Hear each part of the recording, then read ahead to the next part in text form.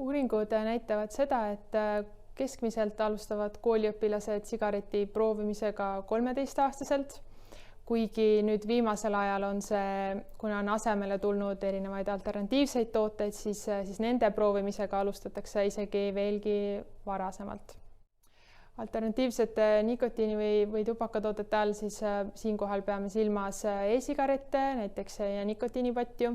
mis küll siis tubakat ei sisalda, aga sisaldavad sellegipoolest nikotiini ja muid tervisele kahjulikke aineid. E-sigaretid ja muud tooted nagu nikotiinipadjad, et nad kindlasti ohutud ei ole, et ja hoolimata sellest, et seal ei ole küll tubakat ja võib-olla mingeid muid aineid, mis näiteks tavasigaretis on, siis sellegipoolest sisaldavad need igasugu teisi organismile mürgiseid aineid, mille kohta küll veel sellised pikaajalisemad uuringud ja pikaajalised tervisemõjud ei ole veel päris täpselt teada, kuna need tooted on üsna lühikest aega olnud turul veel, et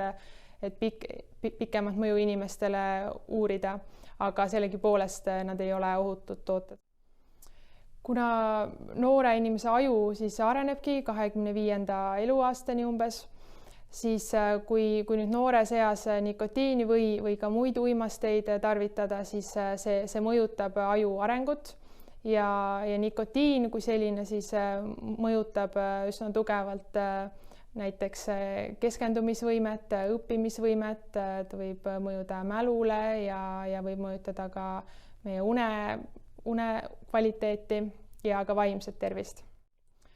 See negatiivne mõju kindlasti kohe peale ühekordset proovimist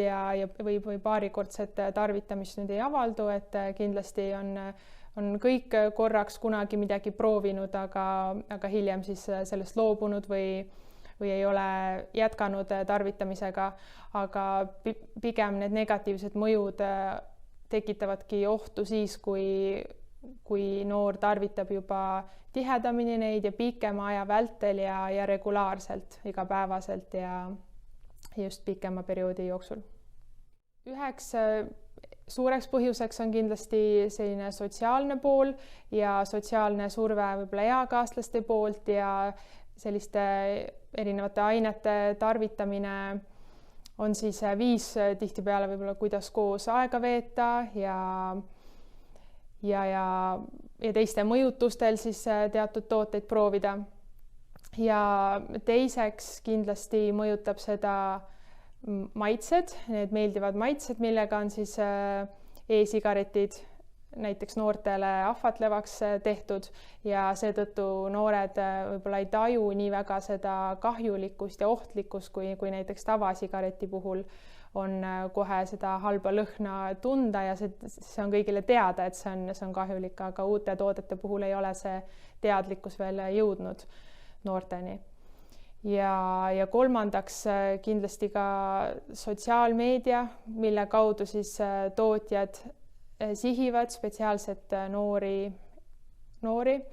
ja läbi selle siis jõuavad oma toodetega nendeni ja erinevates sotsiaalmeediakanalites võivad olla sellised suunamudijad, keda noored järgivad ja kui nemad neid tooteid tarvitavad, siis need tooted on tehtud atraktiivseks ja samamoodi on ka atraktiivseks tehtud nende toodete välimus ja disain, et tihtipeale nähaksegi seda kui sellist moekat aksessuaari. Võib nii öelda küll jah, et meie enda uuringute järgi ka näiteks testostlemise uuringu tulemused näitasid seda, et pea iga teine noor saab kätte soovitud toote kauplustest ja just need uuringu tulemused näitasid ka seda, et eelkõige e-sigareti ja nikotiinipatju on lihtsam kätte saada võrreldes näiteks tavasigarettidega. See on tõesti selline vale arusaam, mis on inimestel tekkinud. Tegelikult on see põhjustatud hoopis ärajääma nähtudest nii-öelda, et kui nikotiin nüüd jõuab aiu, kui seda tarvitatakse, siis ajus aktiveeruvadki dopamiiniretseptorid, mis tekitavad inimeses õnnetunnet ja sellist naudingut, rahulolutunnet. Ja nüüd, kui see mõju mõne aja jooksul väheneb ja see mõju kaob, siis kogeb inimene uuesti ärrituvust, võib-olla ärevuse sümptomeid, depressiooni sümptomeid ja nüüd, kui siis uuesti nikotiini tarvitada, siis selle tulemusena need sümptomid kaovad ja siis tekibki inimestel selline vale arusaam, justkui oleks nikotiinil positiivne efekt vaimsele tervisele, kuigi tegelikult pikas perspektiivis see efekt on negatiivne. Lapsevanemate puhul see on keeruline öelda, ilmselt see sõltub sellest, milline on täiskasvanute, just iga erineva täiskasvanu enda sellised teadmised või väärtushinnangud ja kas ise tarvitatakse või ei tarvitata, aga tihtipeale võib-olla on jah jäänud selline mulje või arusaam, justkui oleks need tooted ohutud ja seda mõtet võib-olla ongi siis kinnitanud või soovinud kinnitada need tootjad, kes üritavad siis inimesi lihtsalt viia ühelt tootelt teisele, aga ikkagi hoida neid selles sõltuvuses, et nende tooteid siis tarvitatakse. Kõige rohkem sellist head ülevaatlikku infot erinevate toodete kohta võibki leida tubakainfo.ee veebilehelt, et seal saab lugeda erinevate toodete tervisemõjude kohta ja samas ka infot loobumise kohta, et mida teha, kui on soov loobuda, kuidas alustada ja kuhu pöörduda. Kui nüüd noor tarvitab, siis kõige esimene samm olekski siis see, et rahulikult temaga rääkida, istuda kahekesi maha ja kõigepealt mõista siis, mis on need põhjused, miks on üldse noor selle tarvitamisega alustanud. Ja siis koos arutleda ja mõelda, et kas neid vajadusi või neid põhjuseid, miks ta on alustanud, kas neid saaks kuidagi teistmoodi lahendada ja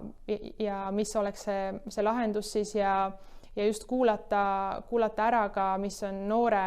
arvamus siis toodetest ja temaga koos jõuda sellele arusaamale siis, et miks nende toodete tarvitamine ei ole hea pikas perspektiivis. Ja muidugi ka siis lisaks sellele paika panna ja omavahel teha sellised kokkulepped ja selged piirid, et seda mitte nüüd karistavalt ega kuidagi ähvardavalt, vaid just toetavalt, et oleks selline usalduslik suhe.